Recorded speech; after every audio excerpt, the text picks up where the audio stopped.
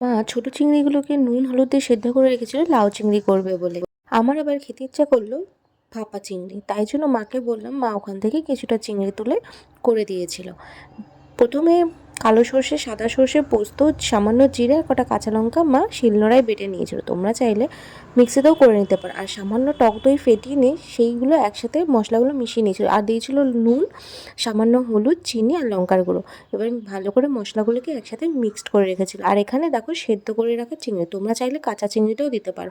Tiffin বক্সের মধ্যে চিংড়িগুলো দিয়ে তার মধ্যে মশলাটা দিয়ে আর সামান্য কাঁচা তেল, মানে কাঁচা সর্ষের তেল দিয়ে আর 3-4টে কাঁচা লঙ্কা চিড়ে দিয়ে সেটাকে ভাপে বসিয়ে দেবো। কীভাবে ভাপে বসিয়ে দেবো সেটা তো সবাই মোটামুটি জানো।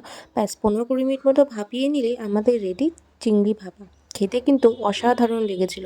বিশেষ করে বড় চিংড়ি থেকে ছোট চিংড়ি দিয়ে খেতেই কিন্তু বেশি ভালো লাগে। তোমরা একবার ট্রাই করে দেখো, যারা করোনি তারা জানিও কেমন লাগলো খেয়ে। তো চলো টাটা।